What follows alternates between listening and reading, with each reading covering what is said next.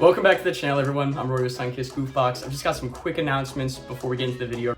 Me and my girlfriend are going down to Miami the day after tomorrow, and we're also going to fly up to the Amelia Island Concourse. So hopefully we're going to see some really sick cars while we're in Florida, and we'll have a lot of content coming out over the next couple weeks. So on the Lotus real quick, apparently Midas is getting ready to send the funding over. They've been in communication with Innovative Autoworks, so work should be getting done on the car soon, and hopefully we'll have it ready, you know, before we miss out on any prime time driving weather. Because once we conclude finals, we'll have the car going to the Pittsburgh Vintage Grand Prix. That's basically the last announcement. So yeah, let's get into some of the really crazy collections hidden beneath the surface of the Pittsburgh car scene. I can't wait to share with you guys some of the crazy stuff that I've learned over the years of going to Cars and Coffee, meeting collectors, having an exotic myself now. There's some really wild stuff that people just don't know about that's here, and I'm gonna do the best to share everything I can with you guys without, you know, compromising any owner's privacy. It should be a really cool video, so enjoy. Alright, so kicking it off with the craziest combos imaginable, we have a Bugatti Veyron, a Pagani Huayra with exposed carbon, red accents, red leather interior, and a McLaren P1, one of the Holy Trinity. So the credit for these photos goes out to Steel City Supercars. He's another Instagram page now, Steve Ray Photo. Steve Ray took the vast majority of the photographs that I'm going to show in this video today, so just, yeah, huge shout out to Steve. These photos were taken at the Irwin Car Show in Irwin, Pennsylvania, along the main street. The owner is rumored to have worked in shale, which would make sense given that, you know, this is Western Pennsylvania. These are super rare cars, and Irwin's not exactly well known to be a super affluent suburb of Pittsburgh, so I could barely believe that these photos were actually taken in Pittsburgh when I first saw them posted, but I was able to locate the barbershop in the background of the photos on Google Maps, and sure enough, it's from Irwin. Now, according to some auction records I found online, the owner actually registered these cars in Adara, Pennsylvania, not far away. Here's the Broad Arrow Auctions page. I wouldn't release this information if it wasn't just literally out there for the public, but yeah, you can see the registration there. The car was serviced in Monroeville, which is crazy, and I guess the owner must have sold the cars a little while back.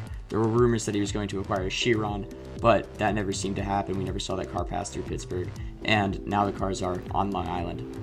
So this is extremely hard to believe, but Pittsburgh is actually home to three unique Hennessy Venom GTs. This yellow one here is owned by an out-of-state billionaire who I won't identify, but is stored at, or at least was stored at, Lotus of Pittsburgh. There's also this matte black one, which I've seen in person. It's absolutely insane, and it's just still here as of, you know, whenever I'm uploading this video, March 4th, 2025. Then there's also this white one, which has been for sale in Murraysville for years now, if the listing is still up on purpose, that is, because it is still listed for sale online. There's just a Trib article about the owner of the dealership, talking about how he believes the car is going to sell pretty quickly, how he has it stored somewhere, you know, off-site in Murraysville. Again, that's kind of insane. You know, this is a wild car to have in Pittsburgh, let alone the idea that we have three of them. I don't have a ton of other information about those cars. I just know that they're here. I've seen the black one in person. So 3 out of the 25 of these cars in the world, which broke the top speed record at the time that they were manufactured by Hennessy Automotive, around 270 miles an hour or something like that, I believe. Yeah, 3 of those 25 cars are here in the Steel City, and I have honestly absolutely no idea why. So anybody who's from Pittsburgh recognizes the Pittsburgh skyline in the background of this photo, and anybody who's familiar with Pittsburgh Cars and Coffee is going to be familiar with P1 Pro. This guy's one of the most insane current collectors in Pittsburgh. He's got a McLaren P1, as well as a large assortment of other McLarens, like this 765 LT Special Edition that I saw at the Pittsburgh Vintage Grand Prix. This Senna here in Volcano Orange, as well as this, what I believe is called a McLaren 620R. This is a 750, obviously the newest of the batch, and there's the P1 again at the hangar party. So P1 Pro has been here for many years. You can see all of his cars, basically every Cars and Coffee. He brings something, and very frequently he'll bring the Senna. In this photo, for instance, or, you know, the McLaren P1 here at North Pitt Auto Spa. Here's his car cruising with Dr. M3 around Pittsburgh. I've met Dr. M3. He's a really cool dude. He's super chill. So yeah, I mean, I've got to include him in here. He's not very, you know, it's not a very hidden collection. It's all over Instagram, but you can't really have a video like this without including a McLaren P1, a bunch of hypercars. You know, there's not that many hypercars in Pittsburgh, and there you go again, right by the north side, by the football stadiums. He also had a Lotus, which is really cool.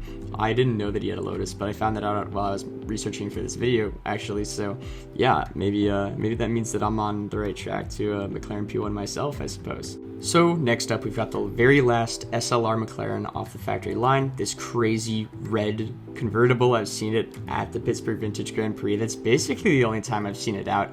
I think the owner's pretty conservative, but that's an honorable mention. It's pretty nuts. And the owner does, have PA plates, so it's registered somewhere around here. I've never met them in person though. Next up, we've got Joe Mancino.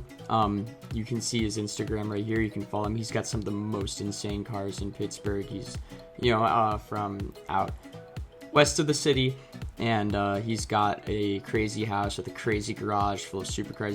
He has an SVJ. He had a Aventador S before, Ferrari 488, 812. Now he has a Revuelto, actually, as well as the Storado here.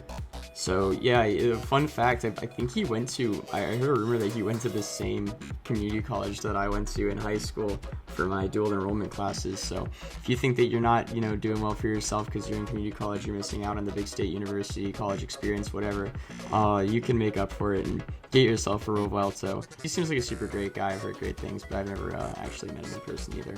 So we've got to talk about the Scaife collection, which was owned by the famous, industrialist billionaire families who lived here in Pittsburgh back in the old steel days, and it's old money. I feel like I can talk about this because it's pretty well known, and they own Auto Palace Porsche. So yeah, the Scaifes have Bugatti Veyron, a bunch of vintage race cars, some worth millions and millions of dollars. I heard that there was a rumor they didn't have 50. And if you want to learn more about that, you can go see these posts on Ferrari Chat. This local owner seemed to kind of, spill the beans with what was going on with the Scaife collection. And it used to be housed at the second floor of Auto Palace Porsche in Oakland. Now the collection's been moved to a more private location. Unfortunately, you can't go and see it in person anymore.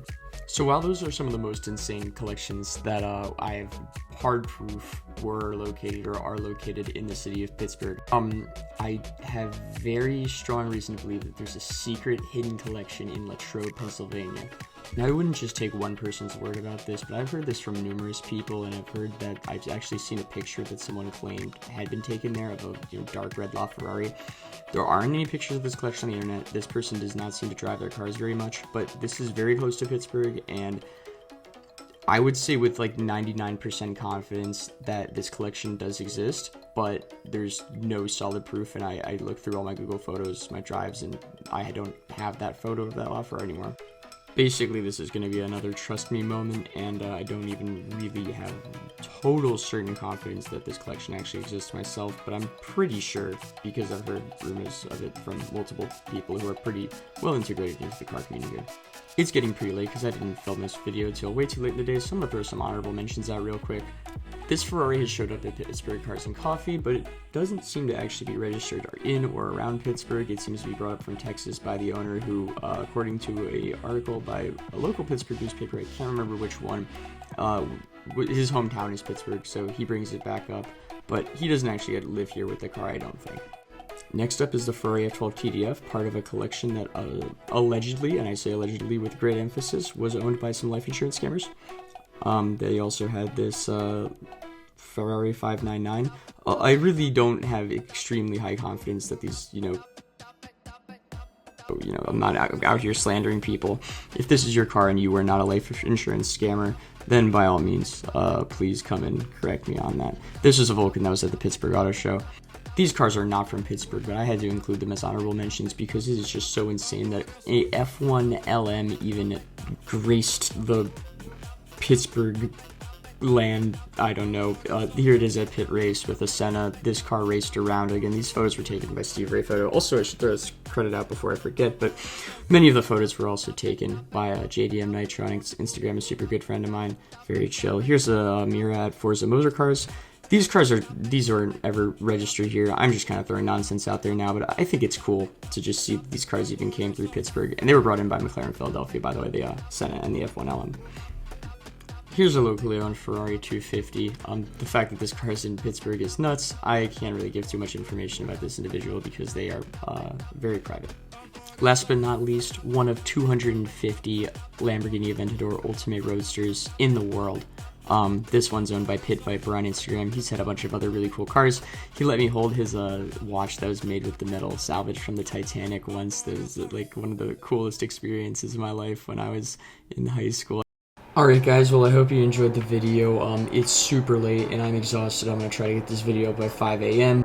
Make sure to subscribe and turn on your notifications. I'm going to be doing weekly uploads, and if you're interested in what's going on in the Pittsburgh car scene, there's not too many better sources to see what's up.